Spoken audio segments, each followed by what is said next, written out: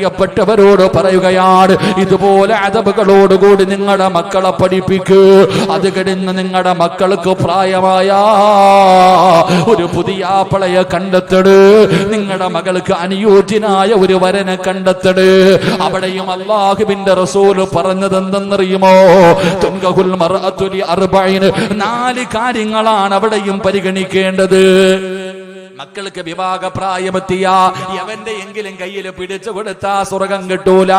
അല്ലാഹുവിന്റെ റസൂല് പറയുകയാണ്, അവിടെ 4 കാര്യങ്ങളാണ് പരിഗണിക്കേണ്ടത്. ആ ചെറുതാ നിന്റെ പൊന്നാര മകള് വിവാഹം കഴിച്ചു കൊടുക്കുന്നവന് സൗന്ദര്യമുണ്ടോ, അവന് സമ്പത്തുണ്ടോ, അവന് കുടുംബ മഹിമയുണ്ടോ, അവൻ അല്ലാഹുവിന്റെ ദീനിനെ കുറിച്ചുള്ള ബോധമുണ്ടോ? ഈ 4 കാര്യങ്ങളാണ് നിങ്ങൾ മക്കളെ കെട്ടിച്ചു കൊടുക്കുമ്പോ നിങ്ങൾ തെരഞ്ഞെടുക്കേണ്ടത്, നിങ്ങൾ നല്ലതുപോലെ പഠിക്കേണ്ടത്. എന്നിട്ട് അല്ലാഹുവിന്റെ റസൂൽ പറഞ്ഞു, ഈ 4 കാര്യങ്ങളിൽ ഏറ്റവും കൂടുതൽ പരിഗണന കൊടുക്കേണ്ട കാരണം എന്തെന്നറിയോ? ഈ 4 കാര്യങ്ങളിൽ ഏറ്റവും കൂടുതൽ പരിഗണന കൊടുക്കേണ്ട കാര്യമേതാ? ഫളുഫറു ബിദാത്തിദ്ദീൻ. പണത്തിനോ അല്ലെങ്കിൽ സ്ഥാനമാനങ്ങൾക്കോ സൗന്ദര്യത്തിനെക്കാളും നിങ്ങൾ മഹത്വം കൊടുക്കേണ്ടത് അവൻ അല്ലാഹുവിനെ കുറിച്ചറിയാവോ, അവന് നബിയെ കുറിച്ചറിയുമോ, അവന് ദീനിനെ കുറിച്ചറിയുമോ എന്ന് അവൻ ദീനുള്ളവന് വേണം മക്കളെ കെട്ടിച്ചു കൊടുക്കാ. അല്ലാതെ ദീനില്ലാത്ത പണമുള്ളവന്റെ കയ്യിൽ കൊടുത്താ സ്വർഗം കിട്ടൂല. സൗന്ദര്യമുള്ള ദീനില്ലാത്തവന്റെ കയ്യിൽ മക്കളെ കൊടുത്താ സ്വർഗം കിട്ടൂല. കുടുംബ മഹിമ മാത്രമുണ്ട്, അറിയപ്പെടുന്ന കുടുംബത്തിൽപ്പെട്ടവരാ. അല്ലാഹുവിന്റെ പള്ളിയുമായിട്ട് യാതൊരു ബന്ധവുമില്ല, മുത്തുനബിയെ കുറിച്ചൊരു ഓർമ്മയുമില്ല. അങ്ങനെയുള്ളവന്റെ കയ്യിൽ കെട്ടിച്ചു കൊടുത്താ സ്വർഗം കിട്ടൂല. അല്ലാഹുവിന്റെ പ്രവാചകന്റെ മുന്നിൽ ഫാത്തിമ എന്ന് പറയുന്ന മുത്തുനബിയുടെ പൊന്നുമോളെ കെട്ടാ മക്കയിലെ സമ്പന്നന്മാര് വന്നു, ഒരുപാട് സ്വഹാബികൾ വന്നു, ഒരുപാട് കുടുംബ മഹിമയുള്ളവർ വന്നു. എല്ലാവരും പ്രവാചകന്റെ മുന്നിൽ വന്നിട്ട് മടങ്ങിപ്പോയി. പക്ഷേ മുത്തുനബി ആരെയാ തെരഞ്ഞെടുത്തതെന്നറിയോ? മഹാനായ സയ്യിദുനാ അലി ഇബ്നു അബീ ത്വാലിബ് റളിയല്ലാഹു തആല അൻഹു. അല്ലാഹുവിന്റെ പ്രവാചകൻ നോക്കുമ്പോ അലിയാര് തങ്ങൾ ഒരു ദിവസം പുല്ല് വെട്ടാൻ പോവുകയാണ്. അലിയാര് തങ്ങളുടെ ജോലി എന്തെന്നറിയുമോ? അതാ പുല്ല് വെട്ടിയിട്ട് ഒട്ടകമുള്ള വീടുകളിൽ കൊണ്ടുപോയി വിൽക്കുകയാണ്, വെട്ടുകയാണ്. ആ പുല്ലുകൊണ്ട് ഒട്ടകങ്ങളുള്ള വീടുകളിൽ കൊണ്ട് വിൽക്കും. അവിടെ നിന്ന് കിട്ടുന്ന തുച്ഛമായ പൈസ കൊണ്ട് കഴിയുന്നവനാ അലിയാരിതങ്ങള്. അലിയാരിതങ്ങൾക്ക് സ്വന്തമായിട്ടൊരു വീടില്ല. പടച്ചവനെ ചരിത്രം പറയുന്നു, 10 മക്കളാണ് അവിടെ നിന്നുണ്ടായിരുന്നത്. ആ വീട്ടിലാണ് അലിയാരിതങ്ങടമ കിടന്നത്. പടച്ചവനെ ആ അലിയാരിതങ്ങൾ പുല്ല് വെട്ടാ പോകുമ്പോ ഒരിക്കൽ അല്ലാഹുവിന്റെ പ്രവാചകം ചോദിക്കുന്നു, അലിയേ നിനക്കെന്റെ ഫാത്തിമയെ വിവാഹം കഴിക്കാ സമ്മതമാണോ? അല്ലാഹുവിന്റെ റസൂല് ചോദിച്ചു, എന്റെ ഫാത്തിമയെ നിനക്ക് വിവാഹം കഴിക്കാ സമ്മതമാണോ? അലിയാര് തങ്ങൾ അത്ഭുതമായി അവിടെ നിന്ന് ചോദിക്കുന്നു, യാ റസൂലല്ലാഹ്, എന്നെ കളിയാക്കുകയാണോ നബിയേ? എന്നെ കളിയാക്കുകയാണോ നബിയേ? ഈ പാവപ്പെട്ട എനിക്ക് ഫാത്തിമാനെ കെട്ടിച്ചു തരാനോ? അല്ലാഹുവിന്റെ പ്രവാചകം ചോദിച്ചു, അലിയേ നിനക്ക് സമ്മതമാണോ? പ്രവാചകൻ അങ്ങനെ കളിയാക്കാറില്ല, പ്രവാചകൻ അങ്ങനെ തമാശ പറയാറില്ല. അലിയാര് തങ്ങൾ പറഞ്ഞു, യാ റസൂലല്ലാഹ്, അങ്ങക്ക് ഇഷ്ടമാണെങ്കിൽ എനിക്ക് സമ്മതമാണ് നബിയേ. അലിയാര് തങ്ങളുടെ മുത്തുനബിയോട് പറയുകയാ, മഹർ വാങ്ങാൻ എന്റെ കയ്യിലൊന്നുമില്ല നബിയേ. കേറിക്കിടക്കാൻ നല്ല ഒരു വീടില്ല, ഒരു കുടുംബ വീടാണുള്ളത്. 10 പേരാ കൂടക്കകത്താണ് കിടക്കുന്നത്. മഹർ വാങ്ങാൻ പോലും എന്റെ കയ്യിലൊന്നുമില്ല. എന്റെ കയ്യിലുള്ളത് അതാ ഒരു വാളാണ്, ഒരു കുതിരയാണ്, പടച്ചവനെ ഒരു പരിചയാണ്. ഇത് 3മല്ലാതെ എന്റെ കയ്യിലൊന്നുമില്ല. അല്ലാഹുവിന്റെ റസൂൽ പറഞ്ഞു, അലിയേ ഈ പരിച കൊണ്ടുപോയിട്ട് വിറ്റിട്ട് കിട്ടുന്ന കാശ് കൊണ്ട് മഹർ വാങ്ങിയിട്ട് വാ അലിയേ. അലിയാര് തങ്ങൾ പടച്ചവരെ അതാ മഹർ വാങ്ങുന്നതിന് വേണ്ടി തന്റെ കയ്യിലിരുന്ന ഒരു പരിചയുണ്ടായിരുന്നു. അത് കൊണ്ടുപോയി വിറ്റിട്ട് കിട്ടുന്ന പൈസ കൊണ്ട് മഹർ വാങ്ങി അല്ലാഹുവിന്റെ പ്രവാചകന്റെ മുന്നിൽ വന്നു. മുത്തുനബി മുത്തുനബി തന്റെ പൊന്നാര മകളെ വിവാഹം കഴിച്ചു വിട്ടു. തന്റെ പൊന്നാര മകളെ വിവാഹം കഴിച്ചു. ആർഭാട വിവാഹങ്ങളായിരുന്നില്ല. അല്ലാഹുവേ, ഇന്നത്തെ വിവാഹങ്ങളെ കുറിച്ച് ഞാൻ പറയുന്നില്ല. പറഞ്ഞാൽ എന്റെ വിഷയം മാറിപ്പോകും. നിങ്ങളിൽ പലർക്കും അത് സഹിക്കാൻ കഴിയാത്തതായത് കൊണ്ട് എന്റെ പ്രിയമുള്ളവരെ, നിങ്ങൾ ചിന്തിച്ചു നോക്ക്. അല്ലാഹുവിന്റെ പ്രവാചകന്റെ പൊന്നാര മകളുടെ വിവാഹം കഴിഞ്ഞു. ഫാത്തിമ ബീവി റളിയല്ലാഹു തആല അലിയാർ തങ്ങളുടെ കയ്യിൽ പിടിച്ചു. രണ്ടുപേരും കൂടെ ഖുറാത്തിന്റെ വീട്ടിലേക്ക് പോയി. അലിയാർ തങ്ങളും ഫാത്തിമ ബീവിയും രണ്ടുപേരും കൂടെ മണിയറയ്ക്കകത്തേക്ക് കിടന്നു. ഫാത്തിമ ബീവി റളിയല്ലാഹു തആല മുത്തുനബിയുടെ മകളെയാണ് അലിയാർ തങ്ങൾക്ക് കിട്ടിയിരിക്കുന്നത്. എന്തൊരു സന്തോഷമെന്നറിയുമോ? രണ്ടുപേരും കൂടെ മണിയറയ്ക്കകത്ത് കയറി. അലിയാർ തങ്ങൾ വിളക്കണച്ചു. വീടിന്റെ അകത്തതാ കയറിയതിനു ശേഷം വാതിലടച്ചു. അതാ കുറച്ചു സമയം കഴിയുമ്പോ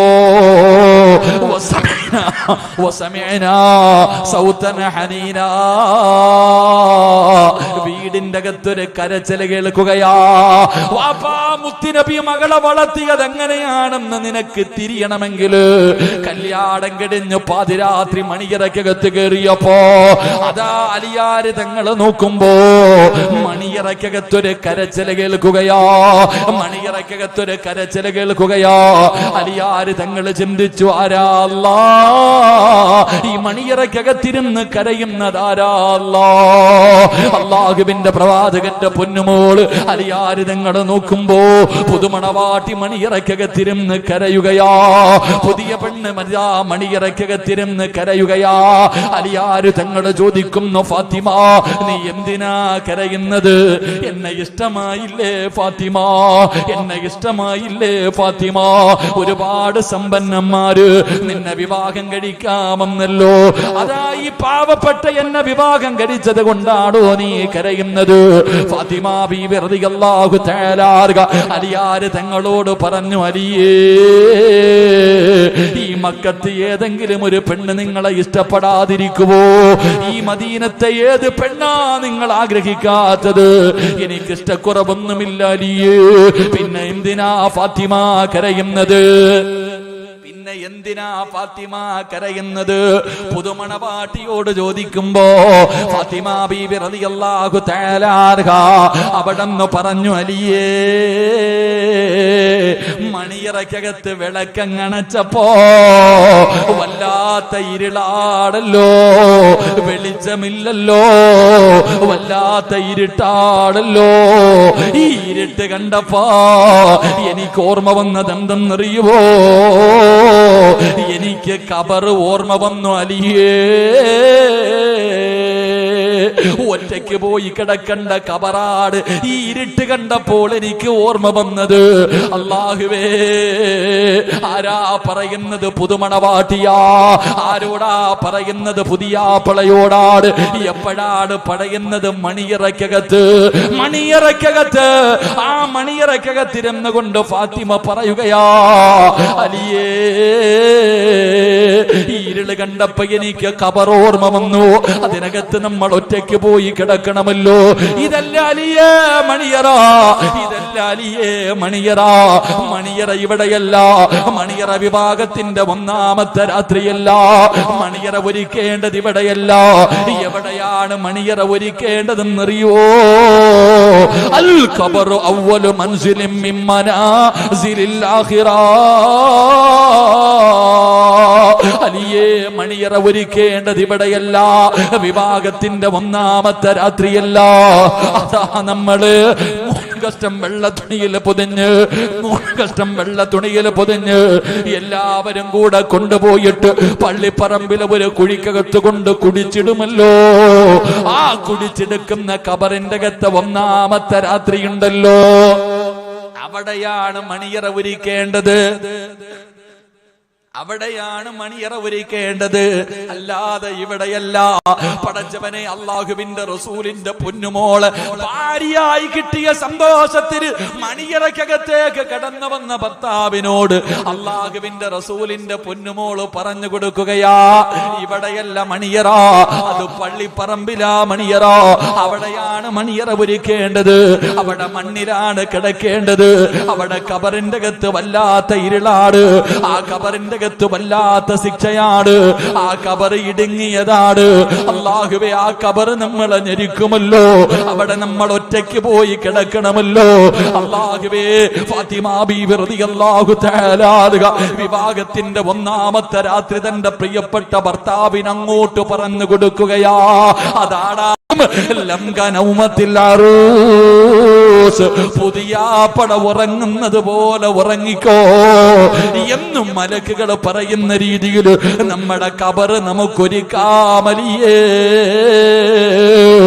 എന്ന് പറഞ്ഞു കൊടുത്തെന്ന് ചരിത്രം പറയുമ്പോ, അതാ പെമ്മക്കള്, അള്ളാഹു ഈമാൻ തരുമാറാകട്ടെ.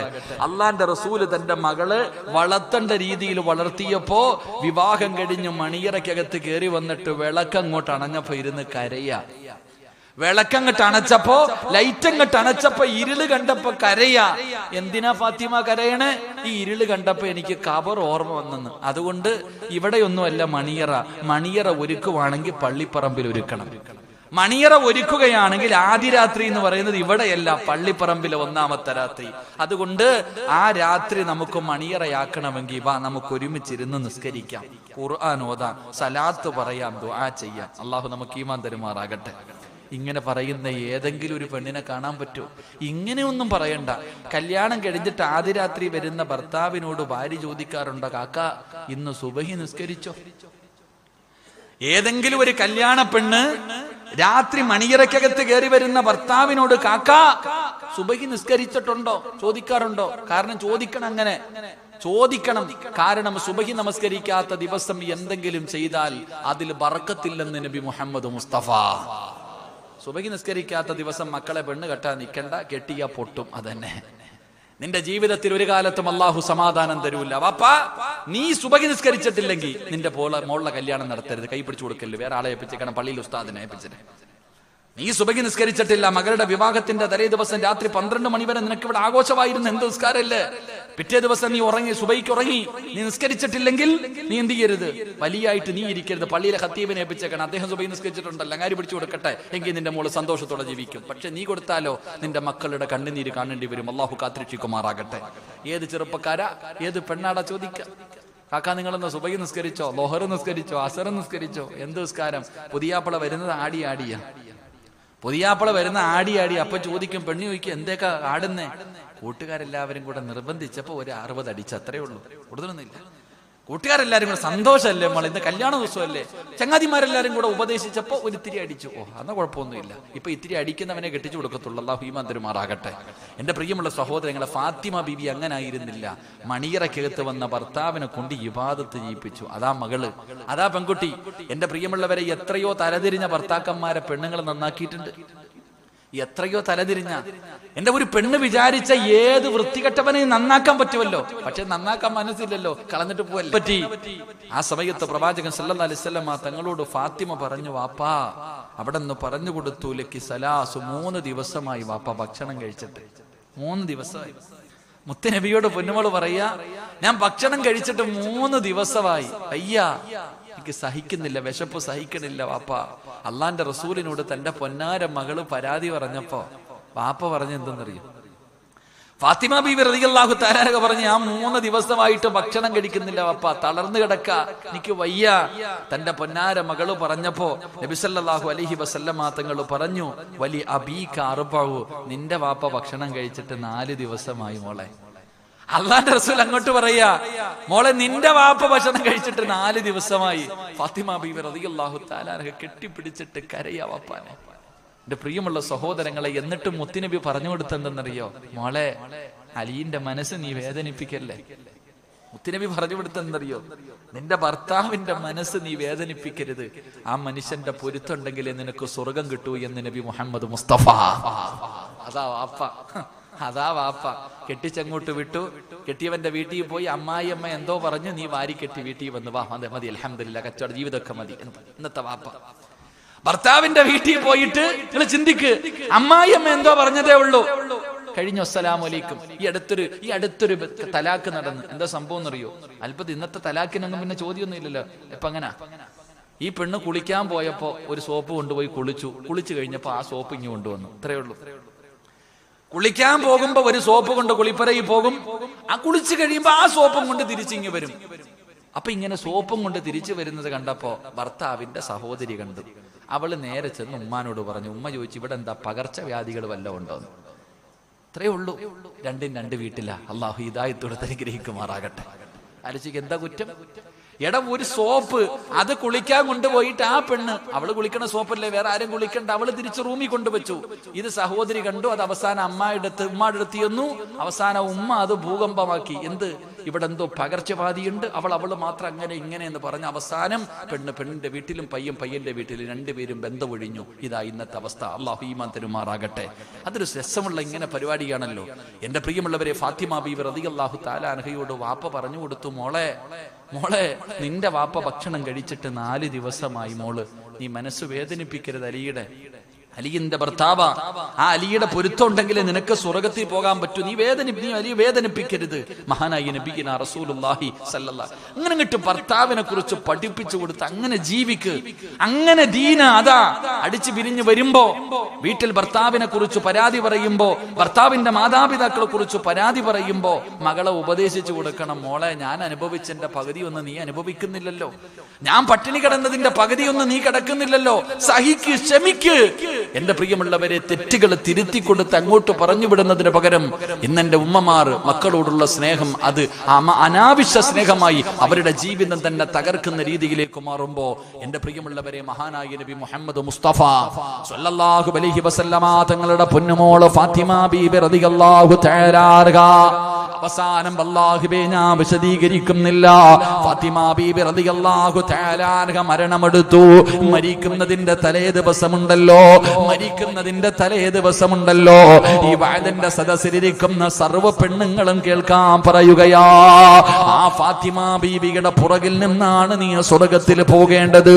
ആ ഫാത്തിമ ബീബി റളിയല്ലാഹു തആല അൻഹ മരിക്കുന്നതിന്റെ തലേ ദിവസം തന്റെ പ്രിയപ്പെട്ട ഭർത്താവ് അലിയാരിതങ്ങളോട് പൊരുത്തം ചോദിച്ചു. അലിയെ, ഞാൻ പോവുകയാണ്, അലിയെ നമ്മൾ പിരിയുകയാണ്.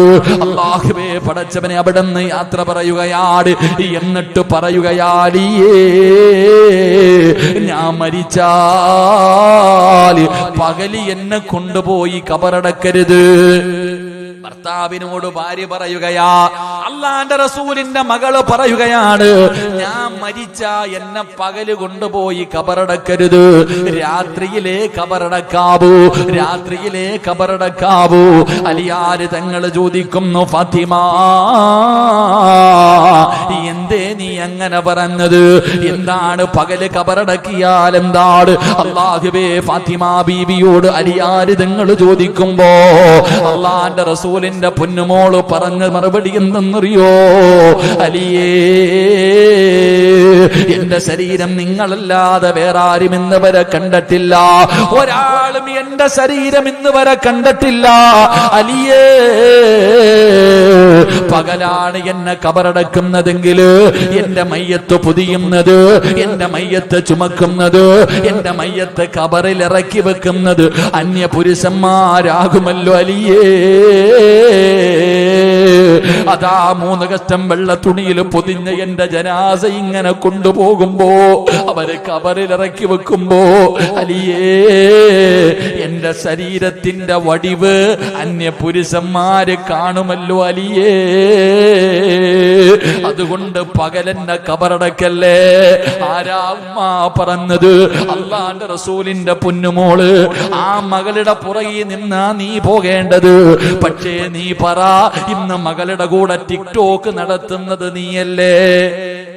എന്റെ പൊന്നാരമകള് അല്ലാഹുവേ പടച്ചവനെ ഔറത്ത് തുറന്നിടുന്ന വസ്ത്രം വാങ്ങിച്ചു കൊടുക്കുന്നത് നീയല്ലേ? നീ ഫർദ ധരിക്കും, നിന്റെ മോള് ഇറങ്ങിയതിടും. നീ ഫർദ ധരിച്ചിട്ടാണ് നടക്കുന്നത്. പക്ഷേ നിന്റെ പൊന്നുമകളുടെ ശരീരത്തെന്തേ നീ നോക്കാത്തത്? മക്കള് ടിക്ടോക്ക് ചെയ്യുമ്പോ മൊബൈല് പിടിച്ചു കൊടുക്കുന്നത് നീയല്ലേ ഉമ്മ? നിനക്കല്ല സ്വർഗം തരുവോ? നിനക്കല്ല സ്വർഗം തരുവോ? മുത്തുനബി പറയുകയാ, നാളെ പടച്ച റബ്ബിന്റെ പരലോകത്തിലെ ഏറ്റവും വൃത്തികെട്ടവര് 3 വിഭാഗമാ. കേൾക്ക് വാപ്പമാരെ, കേൾക്ക് ഉമ്മമാരെ, അള്ളാന്റെ റസൂല് പറയുകയാ, പടച്ച റബ്ബിന്റെ പരലോകത്തിലെ ഏറ്റവും നശിച്ചവര് 3 വിഭാഗമാ. അള്ളാഹു അവരോട് സംസാരിക്കില്ല, അള്ളാഹു അവരുടെ മുഖത്ത് നോക്കില്ല, അള്ളാഹു അവരോട് കരുണ കാണിക്കില്ല. അത് കള്ളുകുടിയന്മാരല്ല, അത് വ്യഭിചാരികളല്ല, അത് പലിശ തിന്നുന്നവരല്ല, അത് നിസ്കരിക്കാത്തവരല്ല, അവര് തീമീങ്ങളെ കണ്ണുനീര് കുടിപ്പിക്കുന്നവരല്ല, അത് കള്ളന്മാരല്ല, കൊള്ളക്കാരല്ല. അവരാരെന്നറിയുവോ? തന്റെ മക്കള് തെറ്റ് ചെയ്യുമ്പോ, തന്റെ മക്കള് തെറ്റ് ചെയ്യുമ്പോ ആ തെറ്റിനെ നിസാരമായി തള്ളിക്കളയുന്ന വാപ്പമാര്. പടച്ചവനെ, തന്റെ പൊന്നാര മക്കള് അല്ലാഹുവേ ആ മുസ്ലിമിനോട്, ഒരു അന്യ പുരുഷനോട് സലാം പറയാ പാടില്ലല്ലോ. നിന്റെ ഇസ്ലാം, നിന്റെ ദീൻ പഠിപ്പിക്കുന്നതല്ലേ അന്യ പുരുഷനോട് സലാം പറയാ പാടില്ല. അങ്ങനെ പഠിപ്പിച്ച നിന്റെ മതമുണ്ടല്ലോ, അതാ നിന്റെ പൊന്നുമോള്. പടച്ചവനെ, നിന്റെ പൊന്നുമകൾ ഔറത്ത് മറയ്ക്കണമല്ലോ. നിന്റെ പൊന്നാര മകള് ടിക്ടോക്ക് ചെയ്തിട്ട് ഫേസ്ബുക്കിലിട്ടിയപ്പോ, യൂട്യൂബിലിട്ടപ്പോ അത് തെറ്റാണെന്ന് പറഞ്ഞു കൊടുക്കാൻ നിനക്ക് നട്ടല്ലില്ലാതെ പോയല്ലോ. സ്വന്തം മക്കള് ശരീരത്തിന്റെ വടിവുകള് വെളിയിൽ കാണുന്ന രീതിയിൽ പടച്ചവനെ വസ്ത്രം ധരിച്ച് നിന്റെ പൊന്നുമക്കള് നടന്നു പോകുന്നത് കണ്ടിട്ട്, മക്കളുടെ ഔറത്ത് കണ്ടിട്ട് പോലെ മോളെ ഇത് ധരിക്കരുതെന്ന് പറഞ്ഞു കൊടുക്കാത്ത ഉമ്മ, നിന്നെ അല്ല വെറുതെ വിടില്ല. നീ രക്ഷപ്പെടുമെന്ന് കരുതണ്ട. അതുകൊണ്ട് അലിയാര് തങ്ങളോട് പൊന്നാര ഭാര്യ പറഞ്ഞു കൊടുക്കുകയാ, എന്നെ രാത്രിയിലാണ് കബറടക്കേണ്ടത്. എന്റെ പ്രിയമുള്ളവരെ, അതാ അലിയാര് നിങ്ങൾ അവിടെ കൊണ്ടുപോയി കബറടക്കി. ഫാത്തിമ ബീവിയുടെ കബറടക്കി. രാത്രി വീട്ടിൽ വന്നു. കിടന്നിട്ടുറക്കം വരുന്നില്ല, കിടന്നിട്ടുറക്കം വരുന്നില്ല. പടച്ചവരെ, ചാടി എഴുന്നേറ്റു. പള്ളിപ്പറമ്പിലേക്ക് പോയി, ജന്നത്തുൽ ബഖയിലേക്ക് പോയി. അതാ ഫാത്തിമ ബീവിയുടെ കബറിന്റെ ചാരത്ത് പോയിട്ട് അവിടെ നിന്ന് വിളിക്കുന്നു, അസ്സലാമു അലൈക യാ ഫാത്തിമ. ഫാത്തിമ ബീവിയുടെ കബറിന്റെ ചാരത്ത് പോയിട്ട് പാതിരാത്രി സലാം പറഞ്ഞു. 1ാമത്തെ രാത്രി സലാം പറഞ്ഞു. ഫാത്തിമ ബീവി സലാം അടക്കുന്നില്ല. അലിയാര് തങ്ങൾ ചോദിച്ചു, ഫാത്തിമ പിണക്കമാണോ? ഫാത്തിമ എന്നോട് പിണക്കമാണോ? ഫാത്തിമ സലാം അടക്കു. ഫാത്തിമ പിണങ്ങല്ലേ ഫാത്തിമ. മണിയറയിൽ പിണങ്ങിക്കിടക്കുന്ന ഭാര്യയോട് പിണക്കം മാറ്റുന്നത് പോലെ അലിയാര് തങ്ങൾ ഫാത്തിമ ബീവിയുടെ കബറിന്റെ ചാരത്തിരുന്ന് പറയുകയാ, എന്റെ സലാം അടക്കു ഫാത്തിമ, പിണങ്ങല്ലേ ഫാത്തിമ. ഫാത്തിമ ബീവി സലാം അടക്കാതെ വന്നപ്പോ, ഫാത്തിമ ബീബി സലാം അടക്കാതെ വന്നപ്പോ കബറിന്റെ ചാരത്തിരുന്നു. എന്നിട്ട് കബറിനോട് പറയുകയാ, കബറേ എന്റെ ഫാത്തിമയോട് പിണങ്ങരുതെന്ന് പറ, എന്റെ ഫാത്തിമയോട് എന്നോട് പിണങ്ങരുതെന്ന് പറ, എന്റെ ഫാത്തിമയോട് എന്റെ സലാം അടക്കാൻ പറ. കബറിനോട് ചോദിക്കുകയാ, എന്റെ ഫാത്തിമയുടെ വീടെങ്ങനെയുണ്ട്? എന്റെ ഫാത്തിമയുടെ വീടെങ്ങനെയുണ്ട്? എന്റെ പ്രിയമുള്ള സഹോദരാ, അവരുടെ ജീവിതം അങ്ങനെയായിരുന്നു എന്ന് ചരിത്രം പറയുമ്പോ, ഒരു പെൺകുട്ടി അതാ വളർത്തേണ്ട രീതിയിൽ വളർത്തിയ അല്ലാഹുവിന്റെ ദീൻ പറയുന്നത് പോലെ, മുത്തുനബി കാണിച്ചു തന്നതുപോലെ തന്റെ പൊന്നാര മക്കളെ വളർത്ത്. എന്റെ മാതാപിതാക്കളോട് പറയുകയാ, പെൺമക്കൾ അനുഗ്രഹമാ, പെൺമക്കള് നിങ്ങളുടെ ബർക്കത്താ. നിങ്ങളെ അവരെ സ്നേഹിക്കട്, നിങ്ങൾ അവരെ സ്നേഹിക്കട്. നിങ്ങൾക്ക് സ്വർഗം കിട്ടാറുള്ള ഒരു എളുപ്പവഴിയാ, മുത്തുനബിയുടെ കൂടെ സ്വർഗത്തിൽ കടക്കാറുള്ള എളുപ്പവഴിയാ. അല്ലാഹുവിന്റെ പ്രവാചകൻ പെൺമക്കളെ വല്ലാത്ത സ്നേഹമായിരുന്നു. മഹാനായ നബി മുഹമ്മദ് മുസ്തഫ 6 6 മക്കളെ കബറടക്കിയ നബി മുഹമ്മദ് മുസ്തഫ സല്ലല്ലാഹു അലൈഹി വസല്ലമ തങ്ങള് തന്റെ പ്രിയപ്പെട്ട പൊന്നുമകള് സൈനബ് റളിയല്ലാഹു തആല അൻഹു തന്റെ 1ാമത്തെ മകളാണല്ലോ. ആ സൈനബ് റളിയല്ലാഹു തആല അൻഹുവിന്റെ ജനാസ കൊണ്ടുപോയി പള്ളിപ്പറമ്പില് കബറിനകത്ത് ഇറക്കി വെച്ചു. കബറിന്റെ അകത്ത് ഇറക്കി വെച്ചു.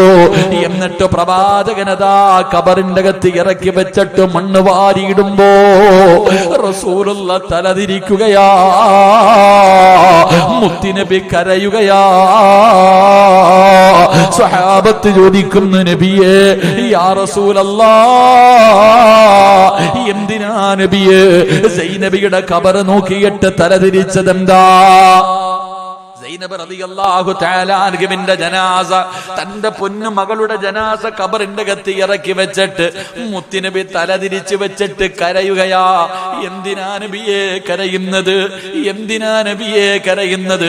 സഹാബാ, എന്റെ സൈനബയ്ക്ക് തടിയില്ലല്ലോ. സൈനബ് റളിയല്ലാഹു തആല അൻഹു മെലിഞ്ഞവളാണ്.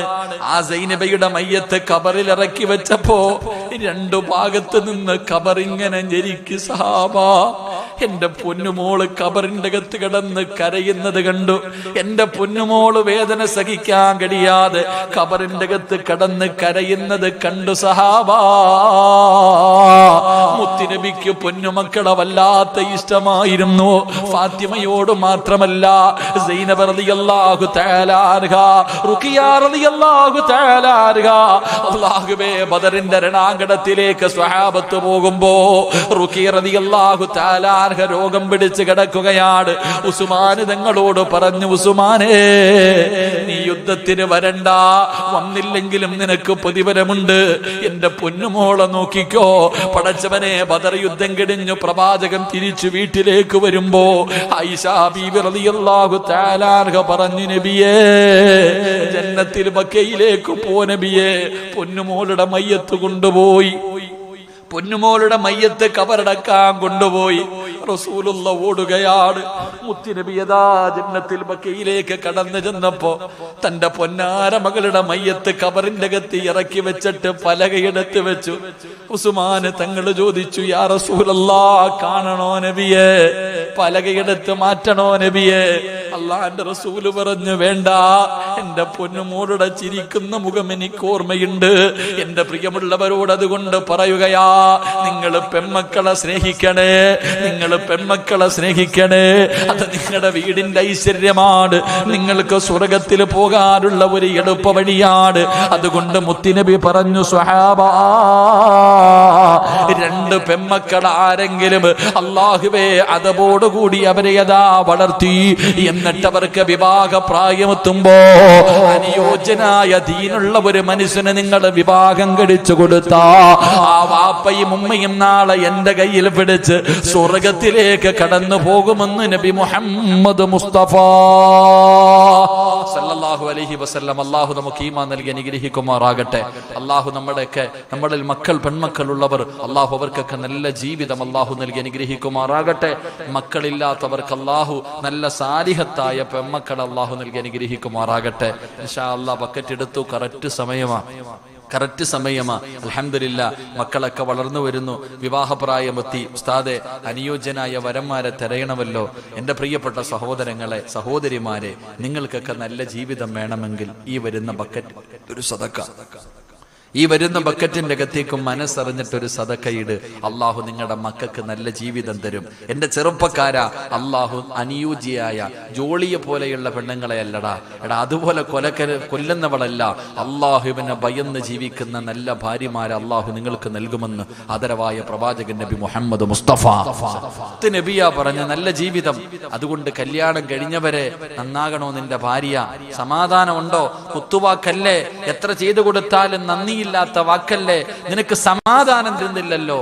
മക്കളായില്ലേ മോനെ, ആ പെണ്ണ് നന്നാകണമെങ്കിൽ അതിനകത്തേക്കൊരു നല്ല സദക്ക.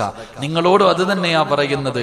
നിന്റെ ഭർത്താവ് അള്ളാഹുവിനെ ഭയന്ന് ജീവിക്കുന്ന, 5 നേരം നിസ്കരിക്കുന്ന, നിന്റെ ആഗ്രഹങ്ങൾ സാധിച്ചു തരുന്ന ഒരു മനുഷ്യനായി നിന്റെ ഭർത്താവ് മാറണം. പൊന്നുമോക്ക് നല്ല ഒരുത്തനെ വേണ്ടേ? നല്ലൊരു ഭർത്താവിനെ വേണ്ടേ? മനസ്സറിഞ്ഞിട്ട് സദക്ക കൊടുക്ക്, അള്ളാഹു നിങ്ങൾക്ക് തരുമെന്ന് മഹാനായി നബി മുഹമ്മദ് മുസ്തഫ സല്ലല്ലാഹു അലൈഹി വസല്ലം. എല്ലാവരും ഒന്ന് പോക്കറ്റി കൈയിട്ടെ, എല്ലാവരും ഒന്ന് പോക്കറ്റി കൈയിട്. ഇൻഷാ അല്ലാഹ്. അൽഹംദുലില്ലാ. എല്ലാവരും നല്ലപോലെ ഒന്ന് കൈയിട്ട് തങ്ങള് അൽഹംദുലില്ലാ. എനിക്ക് അള്ളാഹു ഒരു പെൺകുട്ടിയെ നൽകി അനുഗ്രഹിക്കുമാറാകട്ടെ. 2 ആമക്കളായി പോയി, സിനാനും നഈമും. എനിക്ക് ആഗ്രഹം പെൺകുട്ടി വേണമെന്ന്. അള്ളാഹു നൽകി അനുഗ്രഹിക്കുമാറാകട്ടെ. അപ്പൊ അൽഹംദുലില്ലാ, ബഹുമാനീയ തങ്ങളവറുകൾ അൽഹംദുലില്ലാ, വളരെ സന്തോഷം. ഇന്ന് തങ്ങളുടെ വീട്ടില് മജ്‌ലിസുന്നൂർ ഉണ്ടായിരുന്നു. അൽഹംദുലില്ലാ, അൽഹംദുലില്ലാ, മനോഹരം. പബ്ലിസിറ്റി ഒന്നുമില്ല, പക്ഷെ നല്ല ജനായിരുന്നു. വളരെ സന്തോഷത്തോടെ അസറിന് ശേഷം അൽഹംദുലില്ലാ 1 മണിക്കൂർ കറക്റ്റ് ടൈം പോലെ മഗ്‌രിബിന് ബാങ്ക് വിളിക്കുന്നതിന് മുമ്പ് നല്ല നിലയിൽ നടന്നു. അള്ളാഹു ആഫിയത്തും ദീർഘായുസ്സും കൊടുക്കുമാറാകട്ടെ. ഒരുപാട് സഹോദരങ്ങൾ, എനിക്ക് അത്ഭുതം, ഒരുപാട് പേര് ഫോണിലൂടെ വിളിച്ചിട്ട് ഇങ്ങോട്ട് പറഞ്ഞു, ഉസ്താദ് തങ്ങളുടെ അവിടെ ആണല്ലോ ഇന്ന് നേർച്ചയാണ് ഉസ്താദ്, ദുആ ചെയ്യണം, ദുആ ചെയ്യണം.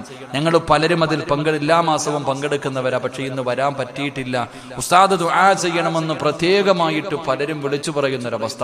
അള്ളാഹു നിലനിർത്തി കൊടുക്കുമാറാകട്ടെ, ആഫിയത്തും ദീർഘായുസ്സും നൽകി അനുഗ്രഹിക്കുമാറാകട്ടെ. അതുകൊണ്ട് മഹാനായി നബി മുഹമ്മദ് മുസ്തഫ സല്ലല്ലാഹു അലൈഹി വസല്ലമ തങ്ങൾ പറഞ്ഞു, മുത്തുനബിയുടെ കൂടെ സ്വർഗത്തിൽ ഒരുമിക്കാനുള്ള 3-ാമത്തെ കാര്യം, എന്റെ പ്രിയപ്പെട്ടവരെ 2 പെമ്മക്കളെ നല്ല നിലയിൽ വളർത്തി അവർക്ക് നല്ല വിവാഹം കഴിച്ചു കൊടുത്ത നാളെ മുത്തുനബിയുടെ കൂടെ സ്വർഗത്തിൽ ഒരുമിച്ച് കൂടാം. അള്ളാഹു ഭാഗ്യം തരുമാറാകട്ടെ, അള്ളാഹു ഭാഗ്യം തരുമാറാകട്ടെ.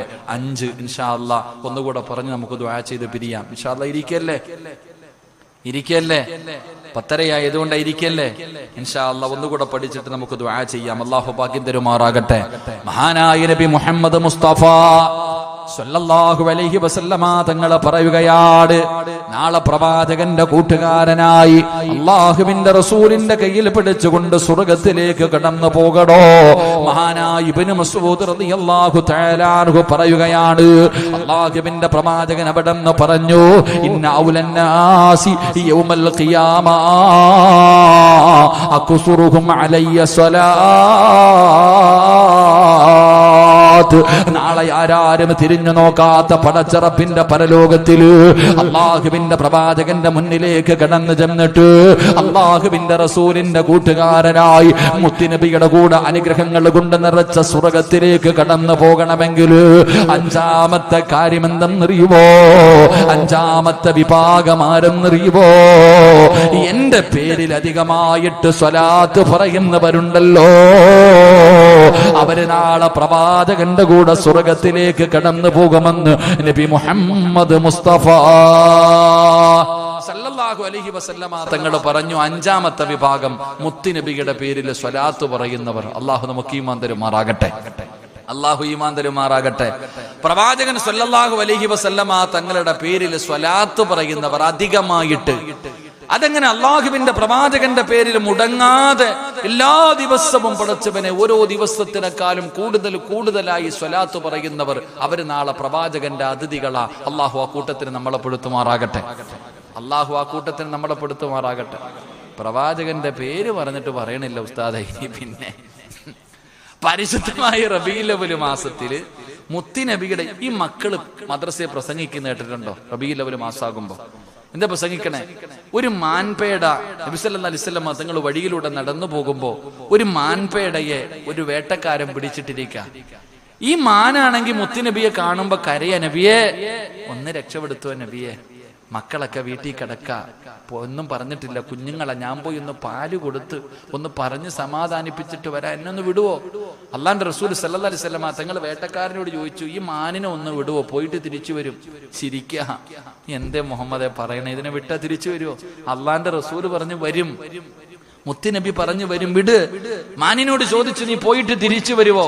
എന്റെ പ്രിയമുള്ള സഹോദരങ്ങളെ, ആ സമയത്ത് മാൻ പറഞ്ഞു കൊടുത്തൊരു മറുപടിയുണ്ട്, നബിയെ അങ്ങയുടെ പേരിൽ അങ്ങയുടെ പേര് പറഞ്ഞിട്ട് ഒരു മനുഷ്യൻ സലാത്ത് പറഞ്ഞില്ലെങ്കിൽ അവൻ അള്ളാഹുവിന്റെ ശാപമുണ്ടാകുമെന്ന. ഞാൻ പോയിട്ട് വന്നില്ലെങ്കിൽ ആ ശാപം എനിക്കുണ്ടാകട്ടെ നബിയെ. ഞാൻ പറഞ്ഞത്, പ്രവാചകന്റെ പേര് ഒരു മനുഷ്യന്റെ മുന്നിൽ പറഞ്ഞിട്ട് അവൻ സലാത്ത് പറഞ്ഞില്ലെങ്കിൽ അവൻ അള്ളാന്റെ ശാപം കിട്ടിയവൻ. അള്ളാഹു കാത്തിരക്ഷിക്കുമാറാകട്ടെ.